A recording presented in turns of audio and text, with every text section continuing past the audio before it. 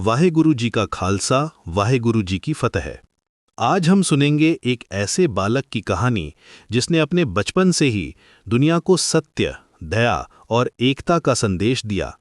ये कहानी है श्री गुरु नानक देव जी के पवित्र बचपन की, जो हमें आज भी प्रेरणा देती है। 15 अप्रैल 1469 की वो शुभ सुबह थी जब तलवंडी गांव में एक दिव्य आत्मा का जन्म हुआ।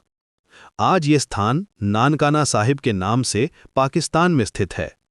मेहता कालू जी और माता तृप्ता जी के घर जन्मे इस बालक का नाम रखा गया नानक। लेकिन ये कोई साधारण बच्चा नहीं था।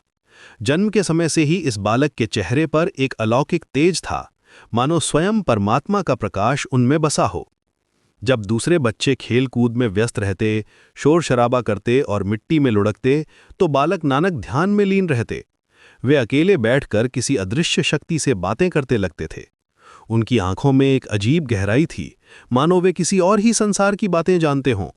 उनकी निगाहों में वो ज्ञान था जो बड़े बड़े विद्वानों के पास भी नहीं था। गांव के लोग कहते, ये बच्चा आम नहीं है, इसमें कुछ खास बात है। उनके चेहरे पर हमेशा एक दिव्य शांति रहती थी, जैसे कोई संत समाधि में हो। माता तृप्ता जी अक्सर देखती थीं कि उनका बेटा घंटों एक ही जगह बैठा रहता है, बिना हिले डुले। कभी कभी तो लगता था जैसे वो किसी और दुनिया में खो गया हो।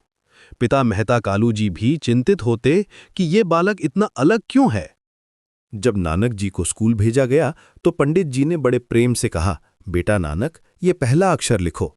लेकिन बालक नानक ने एक गहरा प्रश्न किया जो पंडित जी को सोचने पर मजबूर कर गया। उन्होंने कहा, पंडित जी, पहले ये बताइए कि आप जो पढ़ाते हैं, क्या वो इंसान को सच और भगवान के करीब ले जाता है? क्या ये शिक्षा हमारे मन को शुद्ध बनाती है? पंडित जी हैरान रह गए। इतनी छोटी उम्र में इतना गहरा सवाल। वो समझ गए कि ये बालक कोई आम बच्चा नहीं है। फिर आया जनेऊ संस्कार का समय। पूरे गांव में तैयारी हुई, रिश्तेदार आए, पंडित जी आए। जब पंडित जी ने उन्हें जनेऊ पहनाना चाहा तो नानक जी ने विनम्रता से मना कर दिया। उन्होंने कहा, पंडित जी, ऐसा जनेऊ पहनाओ जो कभी टूट ना सके, जो झूठ से बचाए और दया से जुड़ा हो। सच, संतोष, दया और सिमरन ही असली जनेऊ है। ये सूती धागा तो टूट जाएगा, लेकिन सच्चाई का धागा कभी नहीं टूटता। सभी लोग उनकी बात सुनकर चकित रह गए। इतने छोटे बच्चे के मुंह से इतनी गहरी बात। एक दिन नानक जी गायें चराने गए। ये उनका रोज का काम था। खेल खेल में गायें पास के खेत में घुस गई और हरी भरी फसल खाने लगी। जब किसान को पता चला तो वो बहुत गुस्सा हुआ। वो चिल्लाते हुए आया, अरे ओ लड़के, तूने मेरी पूरी फसल बर्बाद कर दी। लेकिन जब उसने अपने खेत को देखा तो हैरान रह गया। फसल में कोई नुकसान नहीं हुआ था, बल्कि पहले से भी ज्यादा हरी भरी और घनी लग रही थी। गांव वालों ने कहा, इस बालक पर वाहेगुरु की खास कृपा है, ये कोई चमत्कार ही है। सबसे महत्वपूर्ण घटना तब हुई जब नानक जी के पिता ने उन्हें व्यापार के लिए 20 रुपए दिए। ये उस जमाने में बहुत बड़ी रकम थी। उन्होंने कहा, बेटा जाओ, कोई फायदे का सौदा करके आओ, कुछ ऐसी चीज लाओ जिससे हमारा घर चले। नानक जी अपने दोस्त बाला के साथ बाजार की तरफ चले। रास्ते में उन्होंने देखा कि कुछ साधु भूखे प्यासे बैठे हैं। उनके चेहरे पर भूख की मार साफ दिख रही थी। नानक जी का दिल पिघल गया। उन्होंने तुरंत सारे पैसे से खाना खरीदा और उन भूखे साधुओं को भरपेट खिलाया। साधुओं ने आशीर्वाद दिया और खुशी से चले गए। बाला परेशान था कि घर जाकर क्या जवाब देंगे।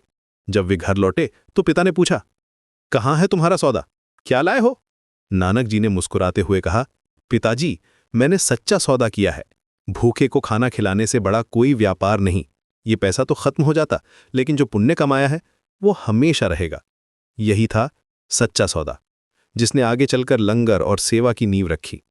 इस घटना से हमें पता चलता है कि गुरु नानक देव जी ने बचपन से ही सिखाया कि सच्ची संपत्ति दूसरों की सेवा में है। उन्होंने दिखाया कि जाति, धर्म, अमीर गरीब का भेद नहीं करना चाहिए। उनका संदेश था, न कोई हिंदू न कोई मुसलमान, सब एक ही वाहेगुरु के बच्चे हैं। गुरु नानक देव जी का बचपन हमें सिखाता है कि उम्र कोई भी हो, हम सत्य का मार्ग अपना सकते हैं। दया, सेवा और भक्ति कोई बड़ी बात नहीं, बल्कि जीवन का आधार है। उन्होंने दिखाया कि असली शिक्षा वो है जो हमें इंसानियत सिखाए, जो हमारे दिल को साफ बनाए। आज भी जब हम गुरुद्वारों में लंगर देखते हैं तो वो उसी सच्चे सौदे की याद दिलाता है जो बालक नानक ने किया था। उनके बचपन की हर घटना एक संदेश देती है कि प्रेम, सेवा और सत्य ही जीवन का असली मकसद है। गुरु नानक देव जी की इस पवित्र